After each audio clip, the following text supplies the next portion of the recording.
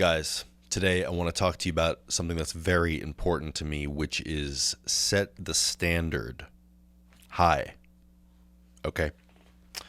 And I want to explain it through the lens of two examples here where, because you have a high standard, even as a creator and a producer, because you have that high standard, even though the listener or consumer was listening at a low standard, it still makes a difference. And this is why, even though people, watch YouTube on iPhones or whatever at 480p, or listen to music on their iPhone with speakers, or their iPhone speaker, and think it's good and it sounds like crap, doesn't mean you shouldn't be making things to the highest level. You still need to make things to the highest level of quality that you can possibly make it. And I'm going to explain why here. So one example is when people watch YouTube at 480p or 720p because of their internet connection speed or cell network speed, it still makes a huge difference if you shot at 4K with great lighting in the proper file format with the proper bit rate, right? Proper FPS, frames per second, frame rate. It still makes a huge difference when it's downgraded, so to speak, to 480 or 720 on a phone. Especially, things like the lighting and the sound too. Those make huge differences, even at 480, even a 320, whatever it was. All right, 480 is ridiculous, but you know what I'm saying. Usually it downgrades to 720 these days. If you're like watching a video on a phone, right? It downgrades to 720, but we're still gonna shoot something in 4K, 12-bit raw video, no matter what, because we want to make sure we are offering the YouTube gods the highest quality file possible, because they're already going to decimate it. Don't you guys see? Every single platform is about to decimate the quality of your original file. Okay? So why would you not give it the absolute high quality original file? Of the absolute highest quality you can possibly give it. Is that because you're okay with it looking worse? Why? What's the excuse? No hard drive space or something? Like that's like a 2016 excuse. Costs $100 to get like a multiple terabyte drive. So what? Like you don't want to wait another couple minutes for the footage? I'm just looking like I'm waiting. That's my perspective.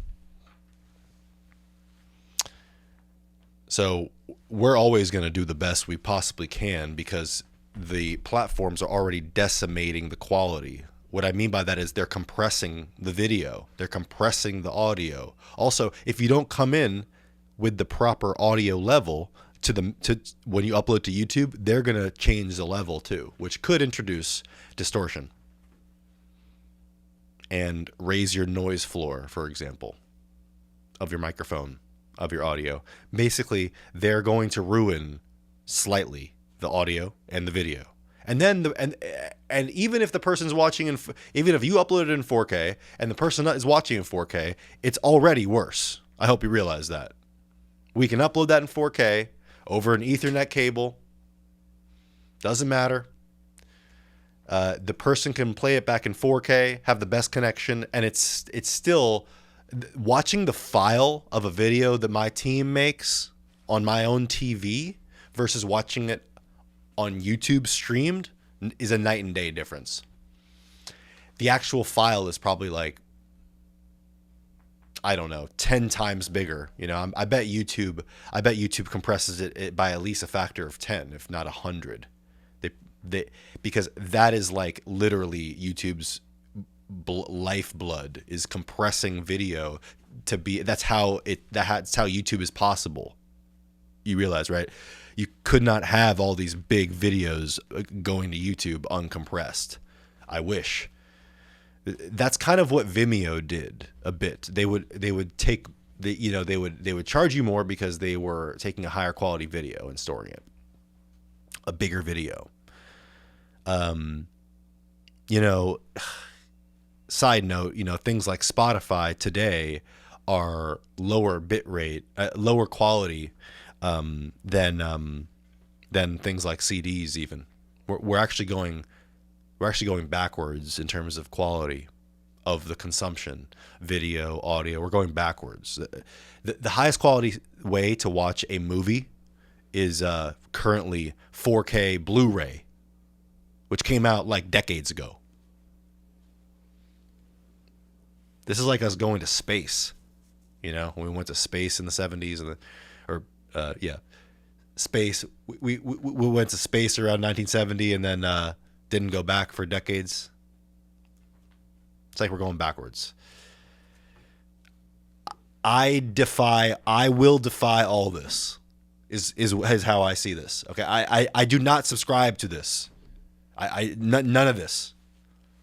I do not subscribe to any of the downgrading of the quality of the listening or any of that. It does not affect. We will still make the absolute best thing we can possibly make, because because first of all, it looks better even on the shitty devices, even on the shitty screens, and the people who are watching while on the New York City subway at 480p or 720p. Trust me, good lighting, having a crispy camera that's in focus, good lens, and good lighting and sound, that's what's important still at 480. No matter what, that is universally important across all devices, and that's why you have to keep the standard, guys. So that's for video, right? YouTube's going to compress it. You understand that now. For a song, too. Let's talk about a song. I mean, it's actually ridiculous if you think about it. Like, let's just take an artist that everybody knows, Drake. Drake has multiple studios that he owns, but he has a studio in his home, right? Primary studio, I think. And anyway, he has a studio in his home. Let's just take that one. There's millions of dollars of equipment in that studio, undeniably, maybe more than 10 million. Arguably, the architecture too, and it's definitely worth more than 10 million. But you see my point. Let's say there's $2 or $3, $4 or $5 million of equipment in that room. But then someone's gonna listen on the speakers on an iPhone. Like, they get Drake has the best gear, the best producers, the best engineers, the best musical instruments, thousands of dollars, millions of dollars of gear, the people, the resources. He's putting it together, all this work. And then you listen on this thing. They spend like weeks or something mastering the mix to refine the reverb, the detail of the reverb, and then you're listening on an iPhone that you can't even hear that at all. Why? Right? Why? Well, because they have the mindset of being the best anyway. They're doing it for them. They're doing it for the love of the game, man. They want it to bang on those speakers in the studio. They're not going to be like, yeah, the bass is good enough for iPhones. Could you imagine in the studio with Drake or some shit? Yeah, it's fine most people are just going to listen on an iPhone anyway. Could you imagine the guy saying that? No, man. No. That's not how it is. You should want to be the best for the love of the game, for the craft, to be the craftsman or the craftswoman.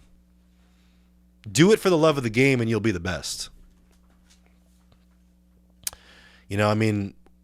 So you see, even making a video as good as possible, even when someone's watching on a phone or whatever, it's really important. Shooting 4K, the highest 4K. We're about to shoot 6 and 8K within a couple months, and some people are not even shooting 4K consistently yet. There's also the bit rate element to this, meaning like it's a bigger file size. It's a higher bit rate means more data per second. It leads to a higher file size. Some people will give you the excuse of hard drive space. It's 2025. hard drive space is really cheap compared to cameras. Save your money, buy a hard drive, and then shoot 4K. That's not an excuse. Also, that's crazy if you're not shooting 4K, with a 4K camera too. If you're trying to make it look the best, your content will look blurrier than 1080p shot content versus 4K shot content. The 1080p content will look blurrier even versus the 4K footage, even when both the users are watching in 1080, if that makes sense. Because the fact that it's offering literally 4 times the amount of pixels after that compression, 4K versus 1080, 4 times the amount of pixels, you can fit 4 1080s in a 4K. It's offering the YouTube system a higher quality file. And remember, it's going to decimate your file. Your baby that you worked on, that you dialed in the color, it's going to try to decimate it as much as possible without changing it. So protect it. Make that thing pristine. Offer the platform the absolute best quality file. The hard drive space is not an excuse, guys. Computer power is not an excuse, guys. $1,000 computer now, $1,000 Mac can do everything that I'm saying. It's been doing that for like 5 to 10 years. So don't give me any excuse about hard drive space shooting 4K. Especially if you're shooting for a company where like the $100 isn't a problem. Okay, this is critical. I got USB sticks that cost hundreds of dollars because I need them to be reliable, and I play no games. So, even if the user standard of consumption is low, even if everyone does it, right? Everyone shoots with this mic. Everyone has it sounding bad. Everyone does this way. Even if everyone does it that way, even if the standard is low for users, you must set your own standard higher. You have to set the new standard, what the standard should be, which should be, to be clear, the best that you are capable of. You should be doing the best job that you are capable of for every single project, no matter what they're paying you, by the way. The only exception here is if it's costing you money directly, right? Like if the client's like, well, I want you to use this camera and this lens, and you're like, okay, well, I have to rent that for this amount, then you pay for it, right? But what I'm saying is like, don't ever downgrade yourself just because you're lazy. Like you need to do every single project to your fullest capacity, no matter what stage you are at your career, and just figure it the freak out with the money part, because you need to show people that you're good. And the only way to do that is to actually like do it. Show them that you're good. Do the best job. Let them see. That it will build your career. Okay, that's what I've been doing for 16 years now. That's the only reason I have any career whatsoever. It's because I've been constantly doing projects for 16 years, and every time I did the best job possible. In high school, which my high school was a film school, I would frequently see how most people did not put much effort into their project. But I would stay after school every day for like weeks, 2-3 weeks every day after school, extra 2-3 hours, 4 hours working on it with the 1 or 2 other people who were interested in working on it that late. That's how it is. So you set the standard, right? I'm wrapping up here. Don't worry. You set the standard, right? But now we're going to raise the standard. Didn't see that coming, did you? We're going to raise the standard. Now, why? You're like, Chris, really? Now we got to raise it?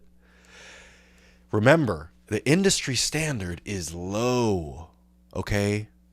Industry standard is like saying mil spec, like military spec, like mil spec stuff, like fabrics or whatever, aren't actually like anything crazy either. Okay, it's just like a marketing thing. Mil spec, Same thing with industry standard. Okay? Industry standard don't mean anything. Industry standard mean what most people do. Do you want to do what most people do? Think about that. Think about that for real. You see, we never question these standards, do we? I am not interested in having my work look like other people's work because I don't think it's that great. So why the hell would you follow an industry standard if you don't want to be industry standard? I want to be better than industry standard at all times. I actually want to be like the best in the industry if possible soon. And I'm working towards that as fast as possible, as aggressively as possible, as extremely as possible through my dedication to my craft. That's it. Dedication to my craft. By raising the standard constantly on myself. I have nobody else to speak to about these standards because there's nobody else speaking about them that I know. It's kind of sucks sometimes to raise the standard because most people don't. Most people that I know who have this kind of mindset, they're hard to find, is what I'm saying. And you should cherish them. When you're working in one of these industries like video or content or whatever, right? You can see it as a 9 to 5. And you can see it as a job, I guess. But you're really selling yourself short. Because if you just see it as a job and check out, you will never be able to research and develop your craft and become great compared to somebody who lives the lifestyle completely. I mean, the amount of hours that they're going to have versus you at the end of every year is literally thousands. They're going to rack up thousands of hours of experience per year. And you can do this for 10 or more years, decades and decades and decades. If you study something 2 hours a day, 3 hours a day for 10 years in a row, that's a lot of hours, man. You're putting in more hours than people do in like all of college. So by setting the standard and then raising it on yourself continuously, you help fulfill your duty to move the industry forward and not backwards. And I think that it is your duty, if you're part of any of these industries and care about it, to move it forward and not back. If you're not moving forward, you are moving back, though, is the thing. In life, in business, in everything, in a relationship. If you're not moving forward, you're actually slipping back. Why? Because time moves forward. It's the other variable. And time waits for nobody. So if you're not moving forward, you're moving back. So if you're not raising the standard, you're actually dropping the standard. And average is slipping as well. The average and the median of the quality of everything is going down. I have some other videos about how to use, an extreme mindset to get what you want. And so you got to use that intensity to raise the standard. You might have to actually become upset or mad at yourself for being who you were before. Not mad, but frustrated. Push yourself away from that old standard by mentally making it like almost like a magnet, like a magnet that's pushing you away with its force and keeping you away, almost like you're disgusted with it now. You have to do this carefully, though. I know a lot of people might think this is crazy what I'm saying. To see yourself as bad in the fact, this is very nuanced. You got to understand. So be careful with it. But for me, I'm able to use the intense an intense approach to getting me to raise the standard on myself and not go backwards ever. Now, in terms of other ways to raise the standard, of course, there's that whole mindset of it, of being intense about wanting to do everything when it comes to your job, doing it the best you can at all times and be aggressive at doing that, being the best. But there's also the elements of like the technical parts of your craft, right? You have to be really good at that.